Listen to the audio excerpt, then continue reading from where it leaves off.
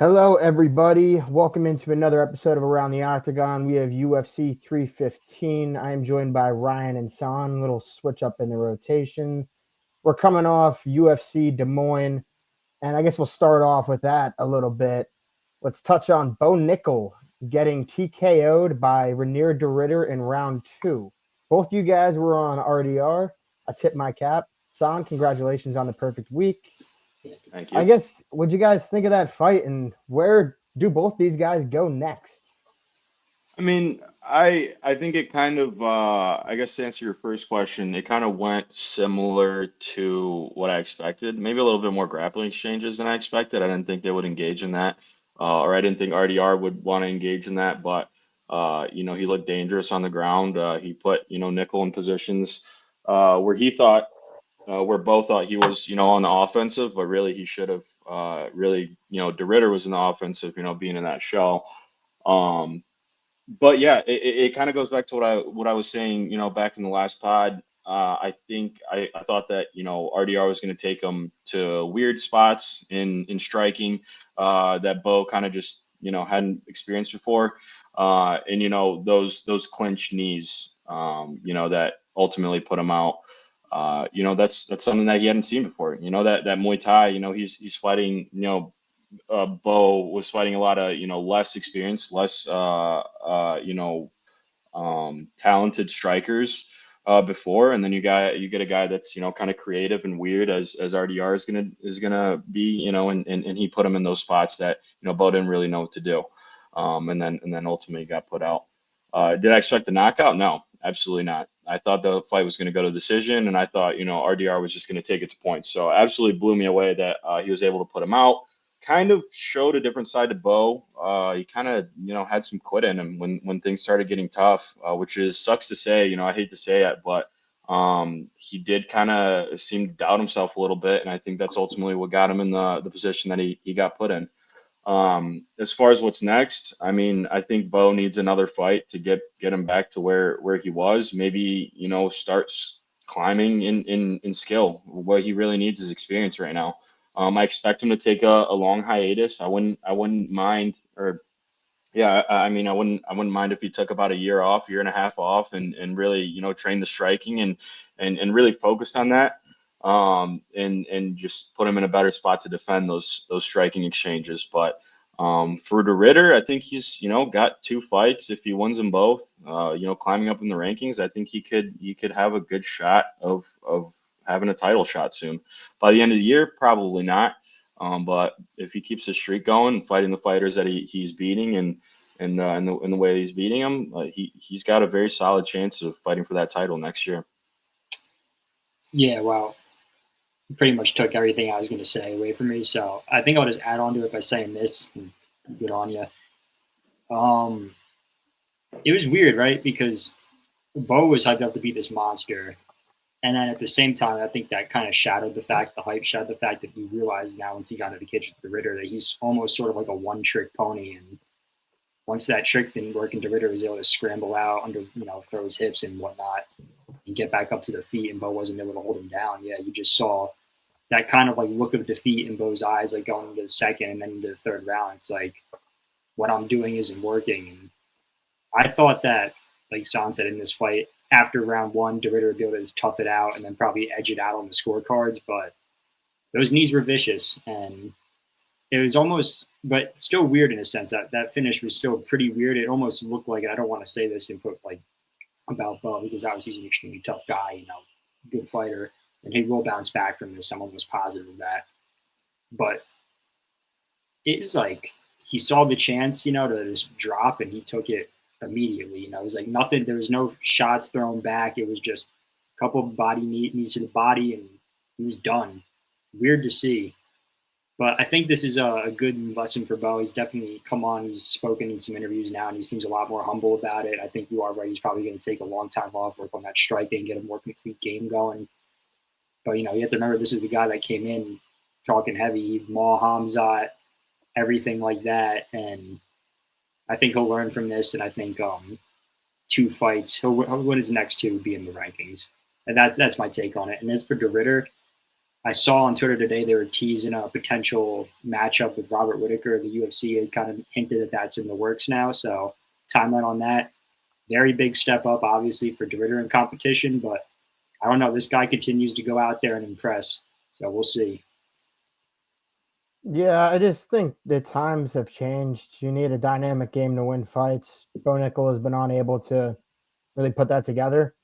But yet again, he also doesn't even do what he's supposed to be great at well. He doesn't have a game plan that incorporates his wrestling offensively like Merab Dvalishvili has, where he's constantly in your face, spamming takedowns, or even like Sean Brady has, where again it's like pressure fighting in your face, taking you down.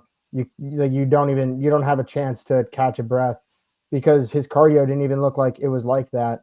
And the cardio for fighting is going to be different than the cardio for wrestling. Just like you're using different muscles all around and whatnot. I guess he's just not completely used to it. But I don't really know what time off, like a year and a half off. He's already done that where he was supposed to be working on his striking the whole time. Maybe fighting's not for him, to be quite honest. If he wanted to, like I completely think he could crack into the top 15 if he really puts the time into it and the effort. I mean, he was right there. Well, not necessarily in that fight, but one fight away. I think he could crack into the top 10 just based off talent, work ethic, and whatnot, dedication. But I don't know. I don't really see him ever being a champ. And what is he, like 29 right now? Maybe 28, 29, but he's not like a young kid either. So I don't know. RDR, hats off. It was one hell of a fight. I also think that the guy's pretty funny. So yeah, good for him. And then you seem kind of depressed given that delivery there, man. it's kind of just is what it is. I mean, Yeah. whatever. No, it was a tough fight for sure. Spend too much time talking. I just spend too much time talking about the guy, and I'm like, fuck. Yeah, no, it kind of does suck, dude. It's like time. I mean, the striking just never really came together, and it was like I expected to see an improvement after not fighting for half a year. Well, dude, I think a little bit more. He just didn't get any better. He doesn't get his striking has not gotten better since he started fighting. Dude, I kind of think. Well, I think the Val Woodburn fight kind of set him up for failure in that sense because he knocked him out in like the first 45 seconds. So, if you're a Bo Nickel, you probably think, "Oh shit, yeah, my striking game is complete. Look what I just did to this guy." And granted, Val Woodburn came on 5 days' notice, so he was drinking beer on his couch. Got a call from the UFC, and this immediately started cutting weight. But still, like credit to Bo. It's no easy thing to knock someone out. Especially another guy who's a trained fighter. No, that's true. But he just smacked him with the overhand, which is still the only strike that he has to this day. Like he just hit him with an overhand, and it's like, fuck. Still, all you have is the overhand. Like no combinations, nothing, and your pressure is not even a weapon. It's just frustrating. I called it out last week. I thought he was just going to keep relying on that, but it was surprising to see how much he relied on it on Saturday. It was literally like every single button on his controller was overhand. That's all he he does. was incapable. But it was just surprising. I expected something, but even after kind of predicting what he was going to do, I didn't think he was actually going to follow through with it. But yeah, I think we spent too much time talking about this guy. Let's move on. All right, let's move it.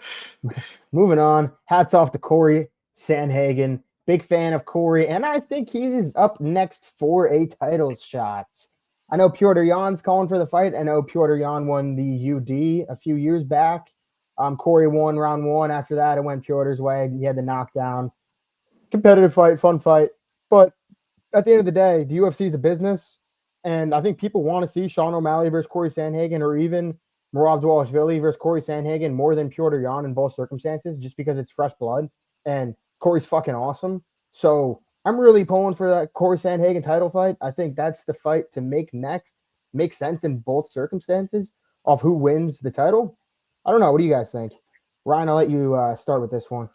Yeah, man, it was a really good one. It was very dominant with Corey Sandhagen. And I think you're right. In this sense, too, I feel like timing is everything. I think Corey's just waits it out a little bit. I know, once again, I saw another rumor. I think Piotr Jan kind of confirmed this, is that they're the UFC is trying to set up his next fight with Marcus McGee, who just cracked into the rankings after beating Jonathan Martinez. He's like number 13. And if that fight goes, and this fight's next month in the beginning of June, Corey Sandhagen didn't really take too much damage in that fight. Could have a quicker turnaround and depending on how that fight goes, whether these guys need time off, Merab or Sean O'Malley, whoever comes out victorious in that, there's a very good chance that Corey Sandhagen's the clear-cut guy to fight for the title next. I think he personally is.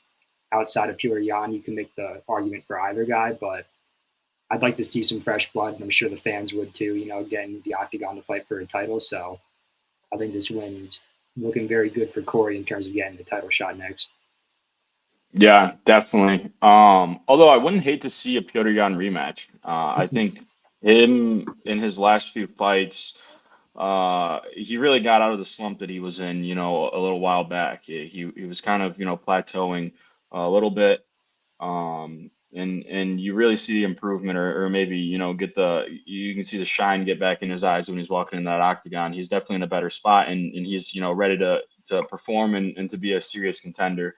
That would be an awesome fight that I actually wouldn't hate watching at all. But I do think that Sean O'Malley fight is talking a little bit more to me. Mostly because I don't think O'Malley deserves to go to the title shot again. It's not like it was even close with his fight against Merab. I don't know. I think Sandhagen O'Malley would be probably the more profitable fight for the UFC. But if Petr Yan ends up pulling through and taking that fight with him, I think that'd be awesome. I mean, especially with the striking that Sandhagen showed against such a pure perfect striker like Petr Yan. That would just be an awesome fight. I think it would just be a banger. Give Petr Yan an opportunity for that title shot again, and then also if Sandhagen wins. Just getting that win back and making his very strong case that he should be next up for the title. Yeah, and I can see either side, right? And it just sucks because Petr Yan's just so good, man. And it's I really don't know how Corey favors in that matchup. I still have to lean Yan, and I don't mind either guy getting a title shot, but it's fuck me, man. I do want to see Corey fight for the belt by the time his career ends. I'm not saying he might necessarily will hold it, but I'd love to at least see him get the chance to, and Jan's just right there too in that title shot contention, just because, you look at who they fought, they both just beat Davis and Figueiredo coming off their last wins. They both put some streaks together. And then Yan obviously has that win over Sandhagen. So I could see the argument going both ways for Yan. Mm-hmm. And honestly, Yan might even be just a tad bit more deserving than Corey Sandhagen at the end of the day, because he does have that notch over Sandhagen on their records. But, just a little bias here. I do just want to see Corey Sandhagen get the shot. Give it to Corey. Give it to Corey. Jan's fought those guys. And just, come on. Toss a dog a bone. Plus, he did the UFC a favor by fighting Umar because no one else would. So, granted he lost, but give him the title shot. Let's get into the early prelims here. We have Brad Katona, the Ultimate Fighter alumni, versus Bekzat Al-Makan, who made his UFC debut on short notice against Umar, we were just talking about. Ryan, I'll let you kick this one off. What direction are you leaning in this fight? Yeah, man, I think I'm going to lean towards the Canadian Brad Katona here. I was all week I was thinking I'm taking Bekzat Al-Makan. He came in and I was like, oh, he did knock down Umar Nurmagomedov on short notice. Then I looked at the stats of that fight. So outside of the first round, he landed 5 strikes in total in that fight.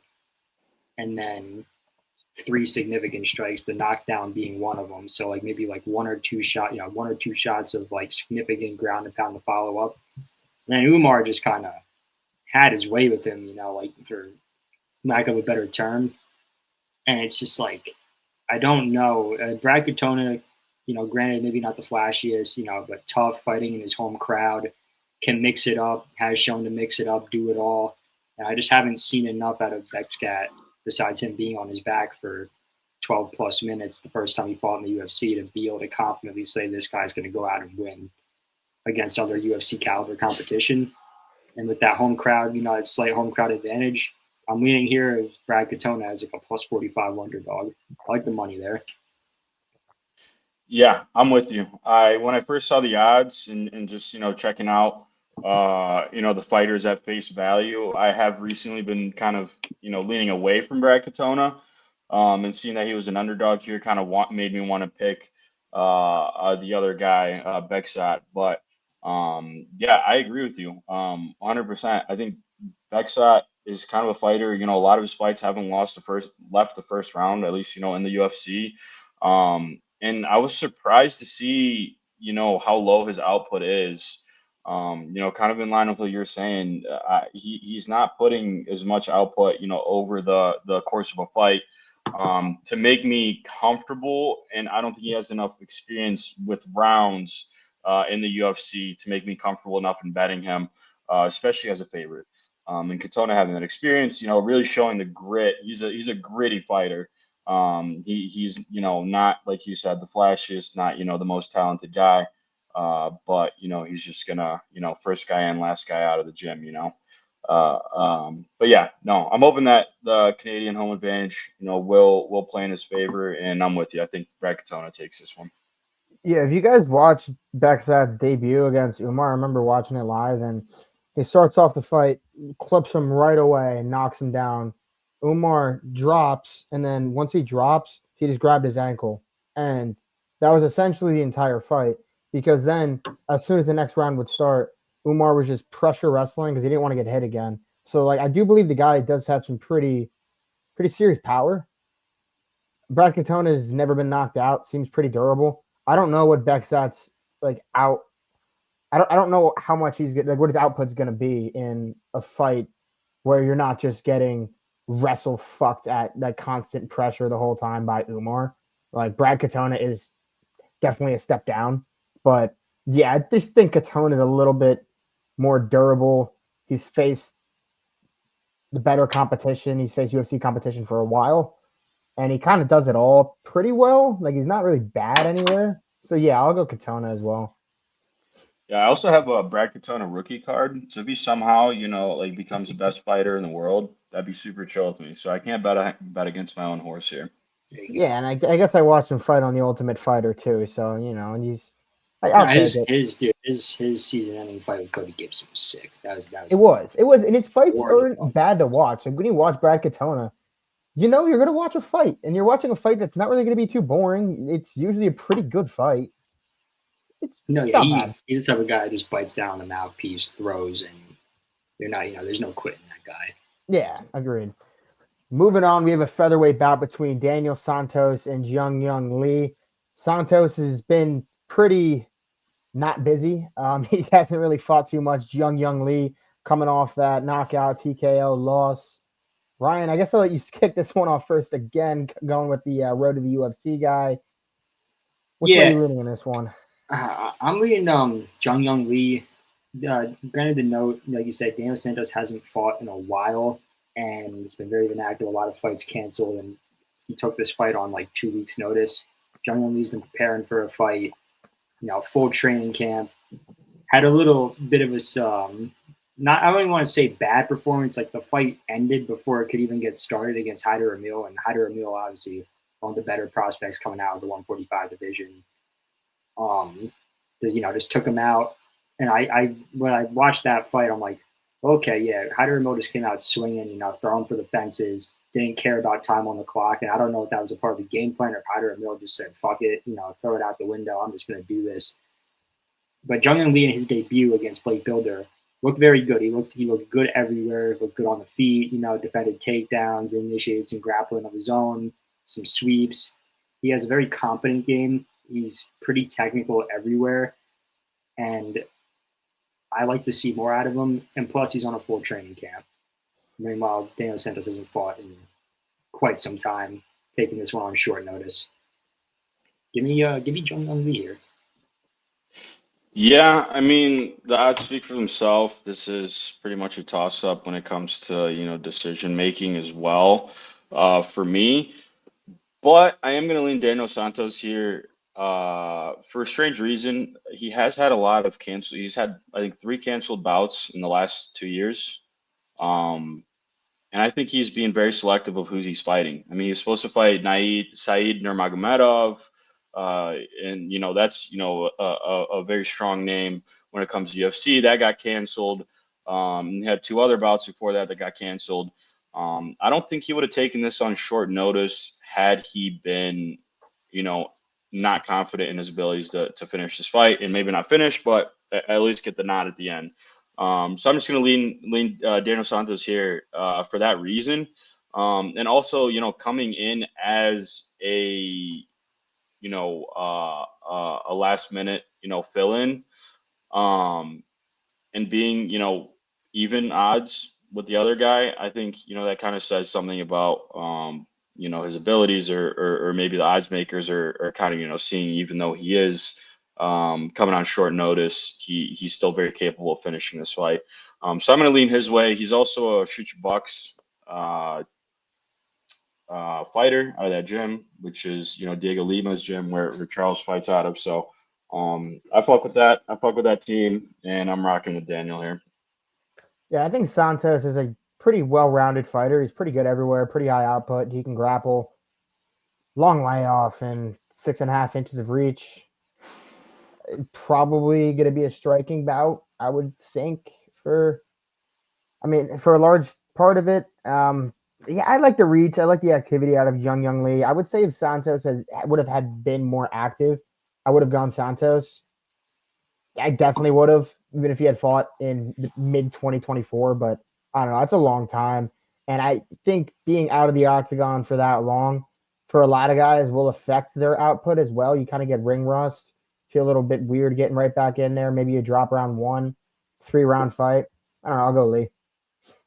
Yeah, let me just say, I mean, we haven't had a good South Korean fighter to cheer for since we lost the Korean Zombie. So let's hope we get one out of this. You know, I went Diego Santos here, but you know, if we get a next rising star out of South Korea, that'd be pretty awesome.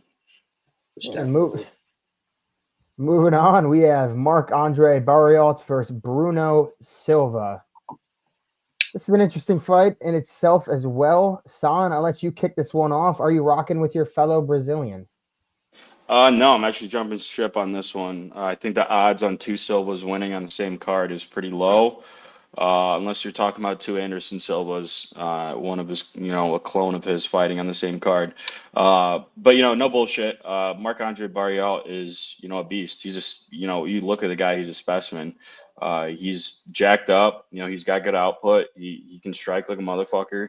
You know, he's had a tough stretch of you know, fights. It hasn't been really going his way. But I think he's durable enough, and he's good enough to win this fight against Bruno Silva, who's, I mean, he's a decent fighter, very decent fighter, but I'd say decently similar experience as far as the guys who they fought in the UFC, kind of, know, stylistically there. So I'm just going Marc-Andre here. You know, taking him to win this one at home, I think it's kind of in his favor. Yeah, Son, no, I agree with that. I feel like ever since Bruno Silva fought Alex Pereira, it's just like every fight, just about, he's won a few outside of that, but every fight, it's just he gets worse, he looks worse, he gets worse. And Marc-Andre Barriault's fought some pretty stiff competition. I mean, granted, Bruno Silva has too, but he's just been looking like the better guy. I know Marc-Andre Barriault lost to Chris Curtis, split decision, and he got, you know, like brutally KO'd by Joe Piper. But like you said, Son, down to scrap, you know, just threw in the pocket with a guy who hits like freight train. And when you do that, granted, you know, you're putting on a show, but the consequences of that are usually what you see there and what happened to Marc-Andre Barriault. But I just have to go with the guy that looks consistently, not even, I wouldn't say good, but okay in his fights versus the guy in Bruno Silva who just looks like he's on a sharp decline every single time he steps into the octagon. So good for the UFC to put these two up against each other. I mean, one of them will get a bounce back win, but yeah, I don't see Bruno Silva taking this one home, and this will probably be his last fight for the promotion, unfortunately to say. Yeah, I mean, losing to Chris Weidman in 2024 is about as bad as getting knocked out by Belal Muhammad. So that's on the record, and I'm not feeling too good about him. Yeah, you have a fight here with a guy coming in on a 4-fight losing streak and the other guy coming in on a 3-fight losing streak. This is what the UFC wants to give to Canada. Whatever. Fine by me. Sorry for you Canadian fans. But yeah, I think you guys touched on the majority of the points there.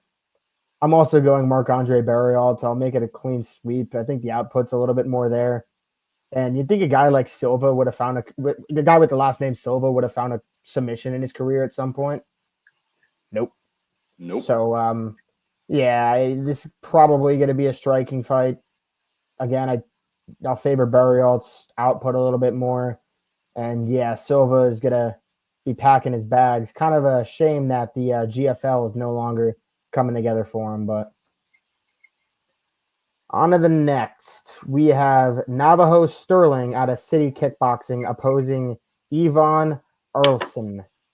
This is a light heavyweight bout. Sterling's an interesting prospect. Son, I know you were talking about him earlier. I'll let you kick this one off. At minus 350 odds, what are you thinking about that? I mean, minus 350 odds is right on that cusp of being a little bit too crazy, but not crazy enough for me to go against them. Especially a guy like Navajo Sterling, who's such an exciting prospect. You know, he didn't get, or he's not getting as much hype, I think, as he deserves.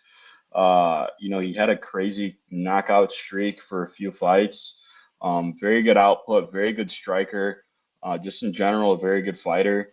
One of the better prospects coming in the UFC, and one of the more consistent prospects coming in the UFC.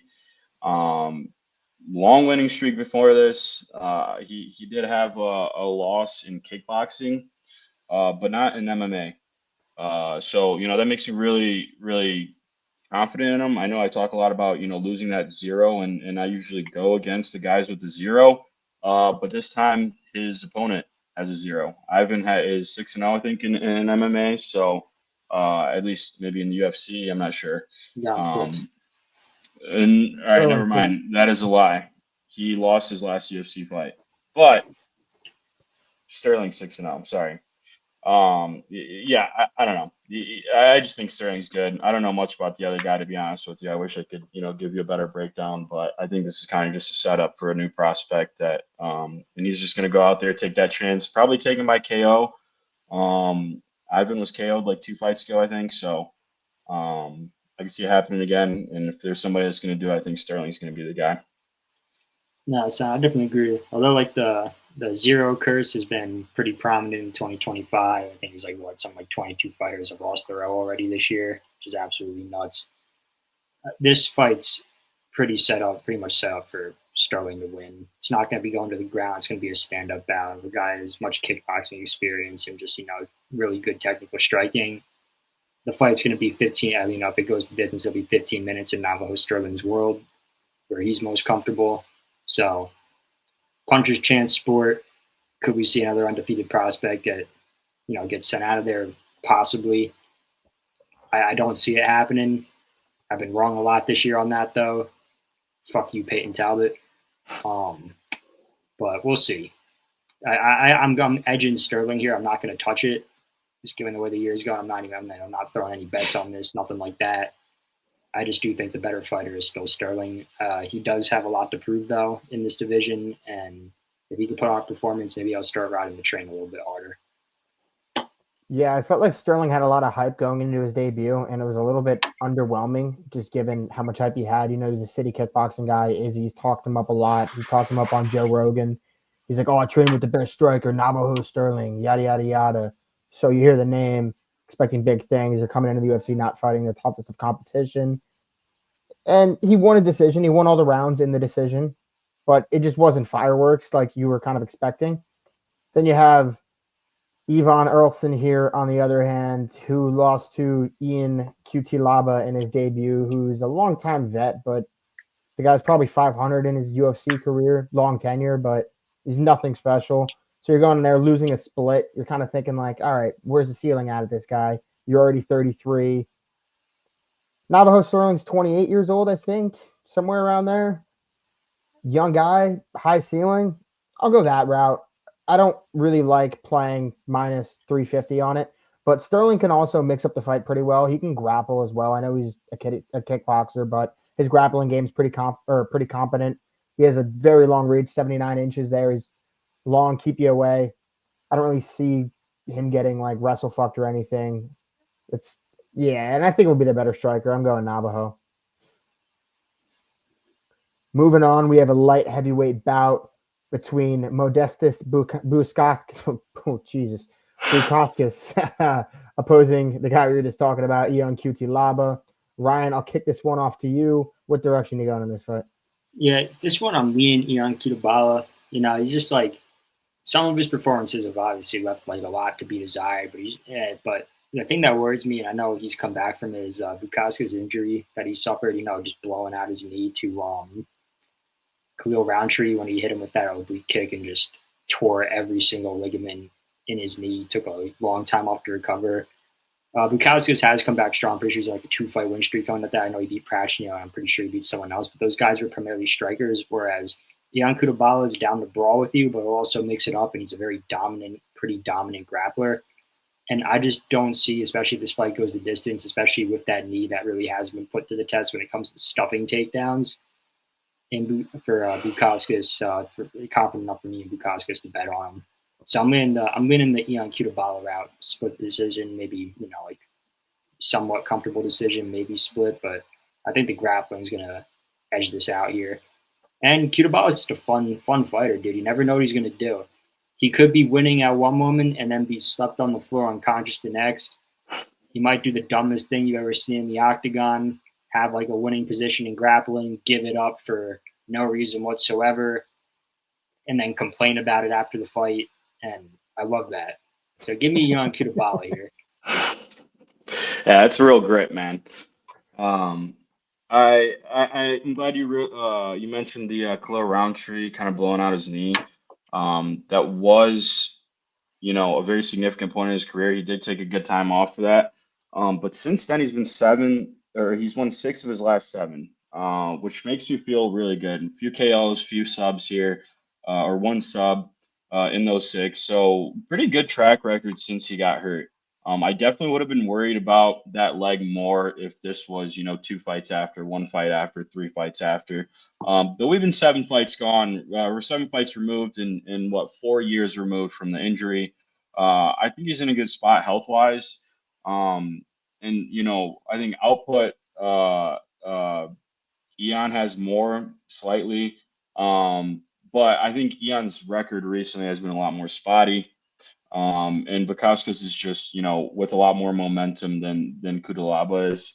So I'm going to take Bukauskas here. I'm not expecting any, you know, the craziest fight here, but like you said, Ryan, you know, we could see somebody give up position and get knocked the fuck out. So I'm hoping for it.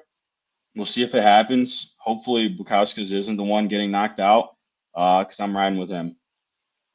Yeah, I don't think this is the highest level of MMA fight we've seen, but it's going to be a pretty fun one, probably. Like, I could see someone getting slept either way. Maybe play the under in rounds. Could see a submission as well. I don't know. I don't think I would really play either guy money line, but between the two, Bukauskas has 13 finishes, and he's been finished 5 times, both pretty high numbers. Then Cutelaba has 16 finishes. He's been finished 7 times. Both have been knocked out. Both have been submitted. That's kind of where my mind goes from a betting perspective looking at this fight. But from a picks perspective, I don't know. I'm just not really too high on Ion Cutelaba. Just it's just like the definition of I'm gonna be like a 500 fighter. Nothing ever really special at all. Bukauskas has the better frame out of the two guys. I don't think he's really going to ever be anything either, but I kind of lean that side. But the one thing I do like would be the under in rounds. Moving on, we have a women's flyweight bout between Jessica Andrade and Jasmine Jazadudovicic. I always can never say that. San, I'll let you kick this one off.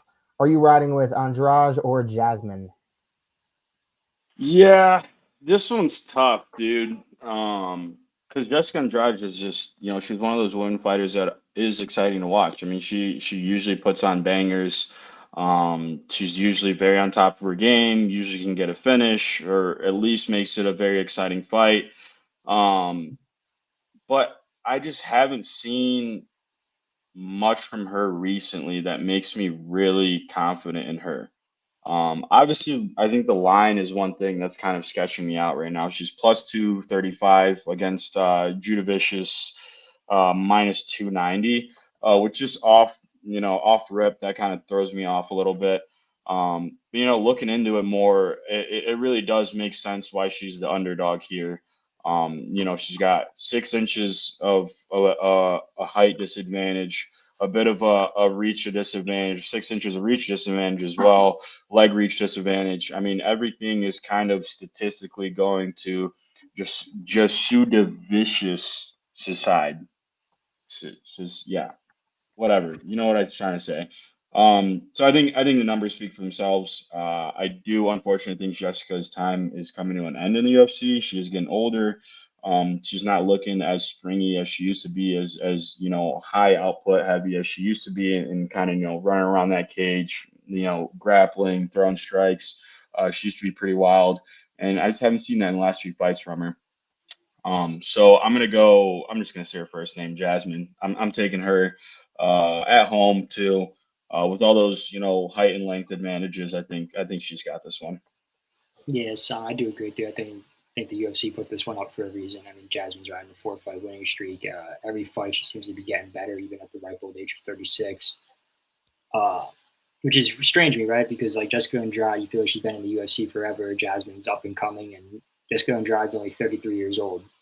But it's like I feel like we've seen all we're going to get out of Jessica Andrade this stage in her career, and I think it's just Jasmine's time. And like I'm always looking for fresh blood, fresh new blood in these divisions, especially when some of these people have just been, dancing around title contention for the better part of 3 or 4 years. And Jessica Andrade hasn't looked great in some of her last performances. Still putting together wins, but just not the way she's shown to do before, and how she was at the beginning of her career. I think it's just time for some new blood here, putting her up against the Canadian favorite. I'm leaning Jasmine on this one. I'm going to go Jasmine as well, make it a clean sweep, but I don't like playing minus 290. Like Jessica still is a dog. We've seen her be a dog. We've seen her go in as a sizable underdog like this in fights. Maybe I kind of forget what her odds were, like her last fight or two, but I remember watching her half a year, 9 months back when she was like a plus 300, pulled it off, actually looked great. But it's just trajectories like you guys were talking about. Even though Jasmine's younger, like less career professional fights, she seems to be going up. Jessica, we've already seen her at her top. We've seen her at her peak. She's coming down. Jasmine's longer, like you touched on, Son. I'm going that route as well. Moving on to our featured prelim, we have a guy who used to be a pretty hot commodity, rising prospect, Mike Malott versus Charles Radke. Always a fun guy to watch fight. Ryan, I know you were talking about this one a lot. Malott is a decent favorite, nothing crazy, like minus 200, I believe I saw. I want to know what you think about that, because I think Radke's always a live dog, and it should be a good one. I don't know. I feel like underdog's kind of been the story of Charles Radke's time in the UFC, and he's proven time and time again, if he's an underdog, you should probably bet on. I mean, let me look at his last fights. I know he beat Semmelsberger. He's a pretty sizable underdog in that fight. Obviously, he was an underdog with the Carlos Prates fight, but it's Carlos Prates. No shame in losing that one. Urbina, he was an underdog, and then Blood Diamond, he came in as a slight underdog, making his UFC debut. So that's what, 3-1 as an underdog in the UFC. And what I like about Radke in this, as opposed to Mike Malott, is Mike Malott seems to he fights off the back foot a good amount. He'll make you play his game, whereas Radke is just a pit bull, and he has immeasurable grit and heart, and he throws. Everything he throws is just meant to either take your head off or punish you. And it's weird because, Mike Malott, he's probably the best rising prospect to come out of Canada since GSP. And he had that Neil Magny fight, which granted to him, he was comfortably winning up until the last 2 minutes of that fight. But I think, and it's hard to say, but with that fight, it's you kind of just saw Mike Malott give up. It's you're fighting in front of your home crowd in Toronto. You've been winning this fight comfortably for the better part of 13 minutes, and this is the point now where you choose to, just not any exertion of energy to, just protect yourself, move around a little bit. Granted, he was mounted, but still, it's just hard for me to go with a guy like that. And Radke's going to be putting the pressure on the entire fight. Great. This goes into round 3. Radke's still going to be coming at him, and I could see him, gritting out a tough decision or even getting a finish here. So I might take that, sprinkle the prop on Radke KO, but I love Radke as a dog, true-blooded American. I don't know if you saw if you saw his media day to day. He's a pretty hilarious guy on the mic. He was saying, they asked him about, they said, one of the reporters was like, so we saw Canada played USA in hockey, and it didn't go the USA's way. And then his immediate response is, well, I don't give a shit about hockey. I'm a fighter. And he's like, my grandfather was a U.S. military vet, fought in the Vietnam War or something like that, respect to his grandfather. And he's like, so when you boo the national anthem, it becomes very fucking personal to me. And I got to get that one back for the USA. So give me the dog and Radke here. They'll probably take Mike Mallett's head off. That's just the route I'm going with this. Oh, that just fired me up. Makes you want to run through a fucking brick wall, man. Yeah, when I first looked at this fight, I really wanted to go Mike Mallet because he is kind of like a buzzword name in the UFC, at least for prospects wise. It's like, oh, Mike Mallet, oh yeah, sure, he's gonna win his next fight. But losing his last fight against Neil Magny really kind of showed a different side to him that we hadn't seen before. Just kind of like, I don't know. I mean, he kind of just folded under the pressure. I mean, he was good. He was at home. The crowd was with him. Everybody wanted him to win. I know I bet on him to win by, knockout or whatever. Cause I think it was knockout because I always see Neil Magny get knocked out. But I don't know, something about Radke. Like, he's just gritty. I mean, other than his debut, every fight of his has ended in a KO, whether he was the one getting knocked out or he was the one knocking out. So I honestly, of this whole card, I think he's the best underdog on here. I think he's the livest dog on this card. And props to Mike Mallet, but losing like that in front of your home crowd is kind of embarrassing. Especially after he was winning the whole fight. I really, really wanted to take Mike Mallet going into this, podcast, but I just couldn't do it. I just didn't feel good about it. Seeing that Neil Magny lost, the way that fight went down, really kind of took the fun out of betting on him and going with him. So as far as a underdog that I think is going to win, I'm going to go with Radke here. I think he's pretty live and he's a very exciting fighter. If he can get his hands on Mallet and he can end the fight like Neil Magny did. Maybe he's losing, but once he puts the paws on you, you're probably going to go out. That's what I'm hoping out of Radke here. Yeah, Mallett's a pretty decent all-around fighter, and he's probably the better technical fighter between the two of these guys. I'd give the skills to Mike Mallet. Radke does have that dog in him, though. And hearing that talk you gave Ryan, I'm like, fuck, how do I pick the Canadian? And I don't know if I just don't really want to pick a side here. Mike Mallet, the thing is his gas tank kind of just blew out in that fight with Neil Magny, and he's ended up getting TKO'd on the ground, or was he subbed? I kind of he's forget. TKO'd. He's TKO'd. Yeah, he's TKO'd. Got TKO'd with like a minute or two left after kind of just coasting throughout the whole fight. I think he would have learned from that. It wasn't like he got outskilled or anything. And if Neil Magny fights Radke, what happens? Radke might knock him out, probably. I don't know. I don't like playing MMA math. I'm actually a big anti-MMA math guy, but I'm just trying to think about like where they're at in their careers. And I don't know. Mallet is the better fighter out of the two. I kind of lean Mallet, but Radke grows into fights. Is Mallet's gas tank? And what's he going to look like in the third? I don't know. I could see a Radke round 3 finish or Mallet decision, but I lean Mallet decision. Ooh, I was waiting for that clean sweep. Yeah, I don't know. I could see Radke putting him away, but if gun to my head, I got to make a pick. I'm going to go with Mike Mallet there. Yeah, I just hope they play the U.S. National anthem while he's walking out. Yeah, I'm going to be USA. I will be rooting Radke. Like I'm not putting any money on Mike Mallet. Moving on, we have the main card. About time. We have the Frenchman Benoit Saint Denis fighting the guy on short notice, Kyle Prepelic. All right, the Canadian. So this is interesting because we were talking earlier, Ryan, about BSD's trajectory of his career and whatnot, and you said you were like, yeah, like he's getting bailed here. So I'll toss the baton over to you. What do you think about this fight? Yeah, I mean, dude, like he was supposed to fight. Benoit Saint Denis was supposed to fight a rising stud. I'm pretty sure it's Jose Alvarez. That's a very good prospect coming up in the lightweight division, absolute killer. And obviously, the Dustin Poirier fight where he looked good, in the first round, and then blew his wad, so to speak, in that first round too, just the high constant volume and pressure, and then ended up getting KO'd.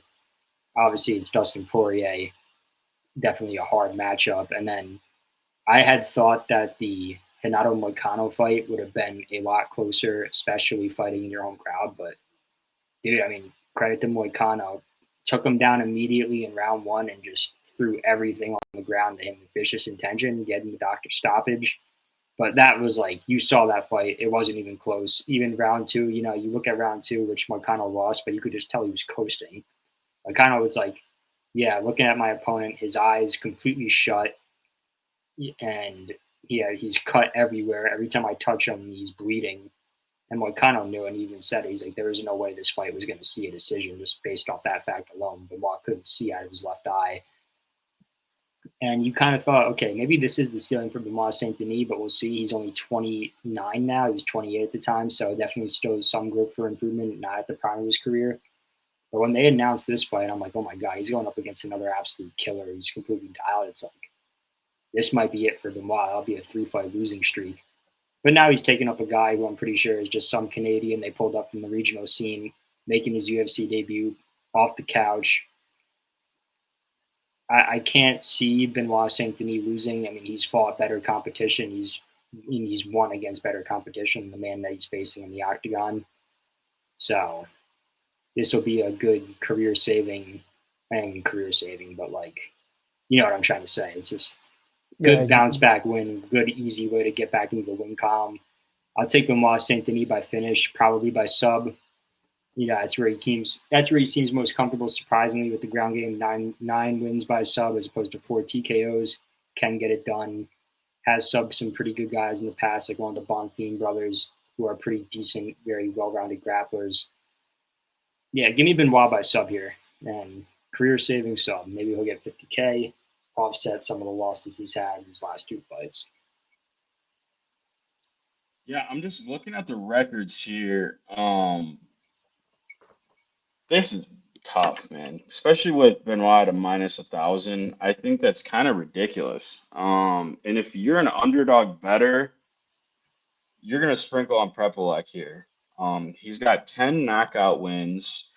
Hasn't lost by finish since 2013, which is over a decade ago at this point.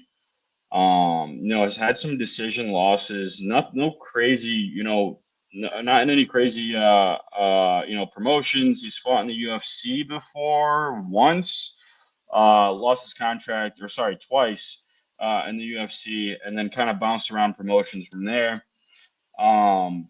Very tough fight to call because I guess not very tough fight to call. It's easier to call, but I'm gonna side Benoit Saint Denis here. I guess just a disclaimer.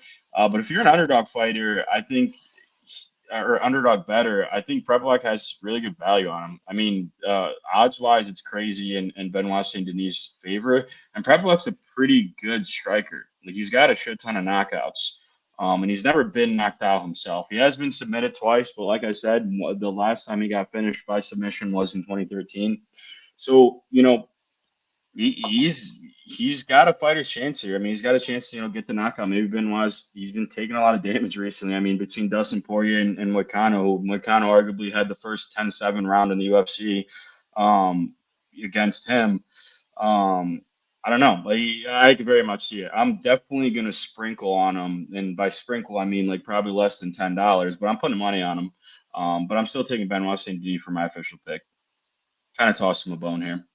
Yeah, I kind of think you're donating money if you're throwing on Prepolek, just because he's taking the fight on what, 4 days, 5 days notice. His 2 UFC fights were in 2019, where he lost to Austin Hubbard and Nordine Talib, who you would hold Benoit Saint Denis in higher regards than. He's older. He's 36, so it's not like he's a guy who's really getting better since then. Maybe he's gotten a little bit better, but you're just stopping the avalanche from continuously going faster downhill, I guess, here. Get Benoit Saint Denis. a win underneath his feet and move from there. I can't really see him losing just the short notice fight.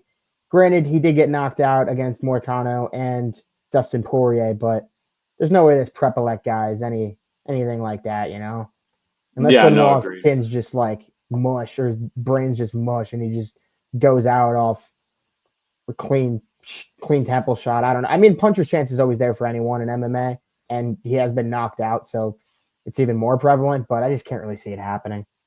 Mm-hmm. Moving on, we have a pretty fun women's flyweight bout between Alexa Grasso and Natalia Silva. Son, I know you mentioned earlier, I can't pick Silva now because two of them are winning on this card. So here we go. I guess you're going with Natalia Silva here, huh? Want to explain yourself? Yeah, it's tough. I mean, Alexa Grasso is really good. Natalia Silva is also really good herself. I have a tough time picking a winner here. Like for me, it's very much a toss up. I don't think it's as much in Silva's favor as you'd like to think it is. Alexa Grasso obviously has a very strong team behind her. Diego Lopez being one of the guys there. He's definitely going to be in her corner on Saturday.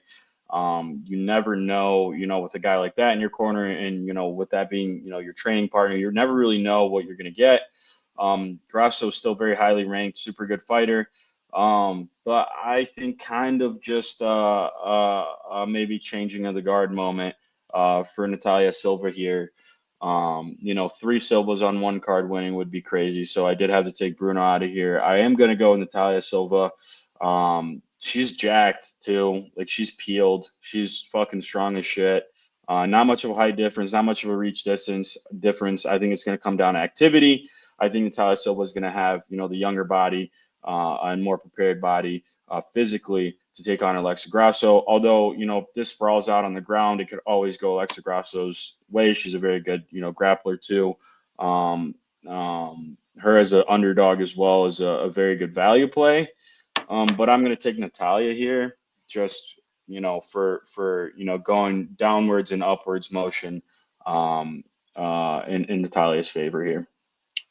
Yes, I do agree with you. I'm going to be riding the momentum of Natalia Silva here. 6-fight win streak seems to look, and she looks better every single fight she's had. She's beat some other names, Jessica Andrade included in that, Vivian Araujo too, another rising prospect. Was a heavy grappler. She was able to just outpace her, outpoint her, stay at the distance, get her kicks off, beat her very comfortably. But I do not like these odds whatsoever. I don't think Alexa Grasso, especially being a champion, just coming off of losing the belt, should be a plus 205 underdog here. I mean, this is easily the hardest competition Natalia Silva's ever faced. Do I think she has the skills and the output to beat Alexa Grasso? Yes. Do I think the odds should be closer? Absolutely. I mean, like I said, we talk about like if you're an underdog guy, you like to pick underdogs. I think as opposed to what's his face coming up on against Benoit Saint Denis, I think this is your girl right here in Alexa Grasso as an underdog pick. I mean, 5-round fight experience is there. Fought the best of the best in Valentina Shevchenko 3 times in a row. Very, very arguable as whether or not she won that second fight. Very controversial draw in that one. I think pretty sure that fight was like in Mexico City as well. So, and then obviously in the third fight, Valentina just came out there, grappled the hell out of her, and just dominated her. But still, no slouch. Pretty disrespectful to see these odds the way they are leaning for Grasso, but I still think that momentum carries over for Natalia Silva. Just the striking tools in general, being able to stay on her feet, stuff takedowns to an extent, and just seemingly outpoint every single fighter she's with, or even just landing out volume until she finds a KO. She is still always looking for a finish. I don't think she'll finish Alexa Grasso, but Natalia Silva is a very game fighter, and I think this is just her time. So give me Natalia Silva here. I think the odds kind of made my decision for me with Alexa Grasso here because I don't think Alexa Grasso's done anything to make the odds look that way where she's like a 2-1 underdog. And I don't know if Natalia Silva, she has looked great in her last few fights, but she hasn't fought the competition that Alexa Grasso has, fighting one of the greatest female fighters of all time in a trilogy in which the submission win's a bit like, all right, she was getting beat up, found the submission, Valentina fucked up, but she capitalized on it. You can't take away the fact that she capitalized on it. Then you have that second fight, like we talked about, extremely close. Third one, Valentina kind of put on a clinic, wasn't very close, and maybe people think Grasso will start to slide, but she can fight everywhere as well. She's a great ground game, good ground game, pretty all right striker.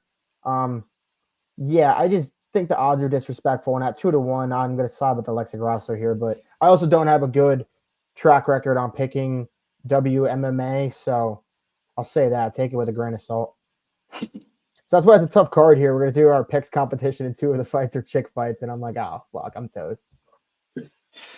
Yeah, more in my favor. I'll take all the wins I can get. Moving on, we have the legend José Aldo taking on Aiemann Zahabi.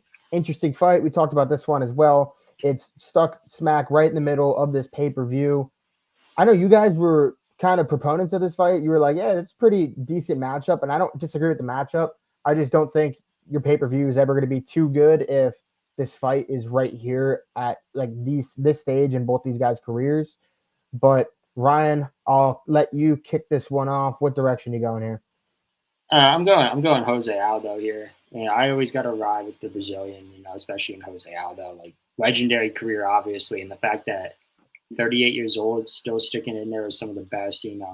Batista, very controversial loss there, but still, he was hanging in there. He just got held up against the cage the entire time, stuffed every single one of Merab's takedowns.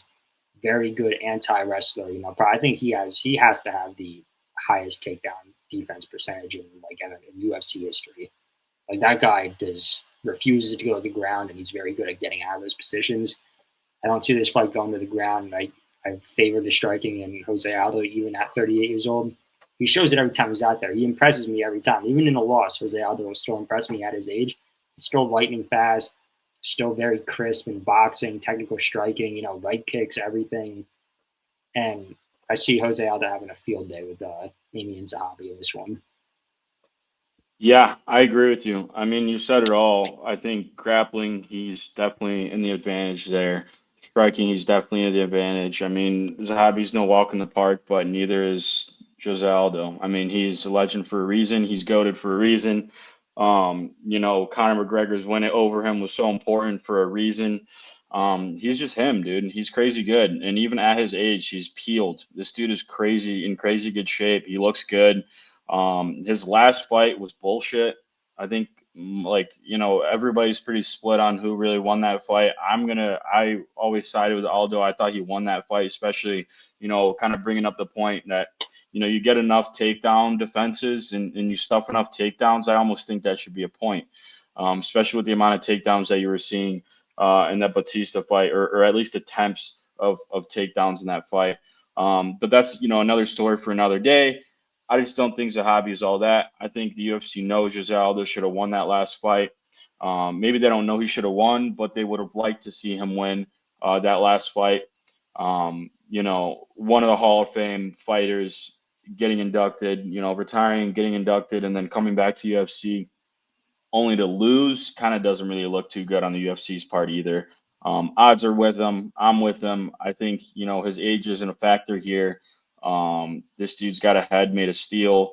So I don't see him getting knocked out, and I definitely don't see him getting submitted. I think José Aldo, hopefully by knockout or something crazy, but probably by decision. So I'm rocking with Aldo. What scares me about this matchup is really just what José Aldo's output's going to be at his age, because he still looks fast, he still looks clean, but we've seen his output just decrease. He's not throwing as much. And as far as point fighting goes, because you're kind of expecting this fight to go to decision, just as far as pure point fighting goes, it becomes tricky to win a lot of minutes and rounds if you're not having a too high of an output, unless you're dealing a lot of damage, knockdowns, visible damage, that guy's stunned, whatnot. But I still do favor José Aldo to win this fight, and I am backing Aldo. But I just think the output is something to note, and that's where it could get a little bit sketchy.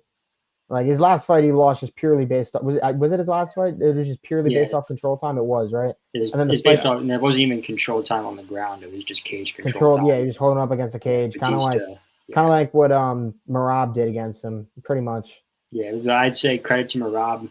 Different because Merab was still peppering with shots against the cage, and also that cardio Merab, is just ridiculous. And like Merab, we could tell the entire time was actively, and I use that word, like I emphasize that word, is actively trying to get the fight to the ground. He's doing the Merab thing, playing to the crowd, blowing kisses, which obviously looks very good compared to that Batista fight, where Batista was just holding on against the cage for dear life. And for whatever reason, the ref just somewhat did a bad job there, didn't separate them at all. And when they were separated, José Aldo was winning those striking exchanges. And then, Batista would get hit with a shot here and there, like a 1-2, maybe a 3, and then just push up against the cage. And I mean, obviously it's not a good look on José Aldo's part either at this stage in your career. With all the experience you have in the octagon, you should probably know how to, just scoot to the side, get an underhook, move over, separate the distance. But very controversial decision, split decision, going Batista's favor, unfortunately, in that one. But when he made his comeback, after a 2-year layoff, retiring from the sport against Jonathan Martinez, who's no slouch. Good fight. He won that very comfortably, controlled the entirety of that fight against a young prospect, showed that age really is just a number when it comes to talking about José Aldo. And I still believe that that's the case. I agree with everything you said there. And also, Zahabi's 37 years old. So it's like, you can't even really compare ages in these fights. Zahabi's older too. I just feel like José Aldo ages like fine wine as opposed to Zahabi, who I don't really know how he's going to age yet, at least. Zahabi could prove me wrong. I'll be very sad if he does. But I'm just leaning on the guy that just looks good even now. Yeah, I agree. I don't think age really plays a factor at all. And I agree with everything you said there. Not too much more else need to be said on my end. I'm going José Aldo, and that's a clean sweep for the boys on that one. Moving on, we have our first title fight of the night. We have the champ, Valentina Shevchenko, coming in as a slight underdog to the French woman, Manon Fiorot. I've seen a lot of people on Fiorot, like a lot of the decent MMA pages, size pages that I follow on Instagram. Those guys seem to all be on Fiorot here. I don't know. Valentina seemed to age like fine wine too, given her last performance against Alexa Grasso. I'm interested to hear what you guys have to say about this one. Son, I'll let you kick this one off. Yeah, I think the odds should be flipped. I mean, they had to have messed up somewhere. There's no way Shevchenko should be plus money here. I mean, I get Fiorot is a good fighter, but I mean, other than that Alexa Grasso submission, which Shevchenko was winning that fight, she hadn't lost in years. I mean, she's unreal. Like her record is pretty fucking clean. I mean, before Grasso, it was Amanda Nunes. So it's just like, I mean, that just goes to show how insane, we talk about José Aldo being a legend. Shevchenko is another legend. I mean, she's not just another champion. She is an unreal woman fighter in the UFC and has been consistently for years. And not only just in the UFC, I mean, kickboxing, everything. I mean, she's just unbelievable when it comes to striking.